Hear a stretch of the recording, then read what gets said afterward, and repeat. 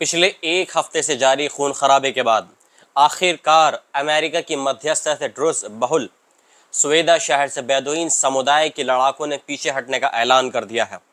लेकिन इस संघर्ष ने सीरिया की पहले से ही नाजुक स्थिति को और बद से बदतर बना दिया है। सीरिया के दक्षिणी प्रांत स्वेदा में ड्रुज़ और सुन्नी मुस्लिम बेदुइन समुदायों के बीच पिछले सप्ताह जबरदस्त झड़पें हुई थी, ये हम सभी जानते हैं। इन झड़पों में अब तक 250 से ज़्यादा लोगों की मौतें हो चुकी हैं और हज़ारों लोग इसमें बेघर हो गए हैं। इस टकराव ने सीरिया में पोस्ट वॉर ट्रांजिशन यानी युद्ध के बाद शांति की जो प्रक्रिया होती है उसको बहुत ज़्यादा गंभीर खतरे में डाल दिया है। इस पूरे संघर्ष में इजराइल ने भी आग में घी डालने का काम किया है।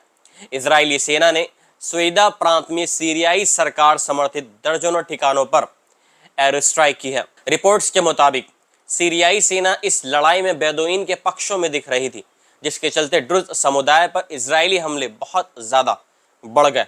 इस लड़ाई के दौरान ड्रुज़ समुदाय पर कई सांप्रदायिक हमले भी हुए, जिसके जवाब में ड्रुज़ लड़ाकों ने भी पूरा बदला लिया। पूरे स्वेदा इलाके में हत्याओं, घर जलाए गए और महिलाओं बच्चों को यतीम कर दिया गया और पलायन की खबरें भी इसमें सामने आई हैं। अंतर्राष्ट्रीय प्रवासन संगठन यानी IOM के मुताबिक पिछले एक सप्ताह में करीब 1,28,000 से ज़्यादा लोग विस्थापित हो चुके हैं। सीरिया के अंतरिम राष्ट्रपति अहमद अल-शरा ने ड्रुज़ समुदायों को भरोसा दिलाते हुए बेदुइन समुदाय को शहर छोड़ने के लिए आदेश दे दिया है।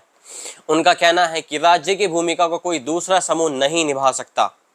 शांति और सुरक्षा की जिम्मेदारी सरकार की है। रविवार को सरकार ने सेना और मिलिट्री पुलिस की तैनाती कर बेदुइन लड़ाकों को स्वेदा से निकालने का ऑपरेशन शुरू कर दिया। स्थानीय मीडिया के अनुसार 1500 बेदुइन परिवारों को शहर से बसों में बाहर निकाला गया है और उनको सुरक्षित इलाकों में भेजा गया है। स्वेदा में ड्रुज़ समुदाय के हज़ारों लोग अपना घर छोड़कर दूसरे शहरों में शरण लेने को मजबूर हो गए। बेदुइन समुदाय की महिलाएं और बच्चे भी सुरक्षित इलाकों में भेजे गए हैं।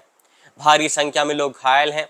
अस्पतालों में इलाज की व्यवस्था न के बराबर है। हजारों घर तबाह हो चुके हैं और कई गांव पूरी तरह से जलकर राख हो गए हैं।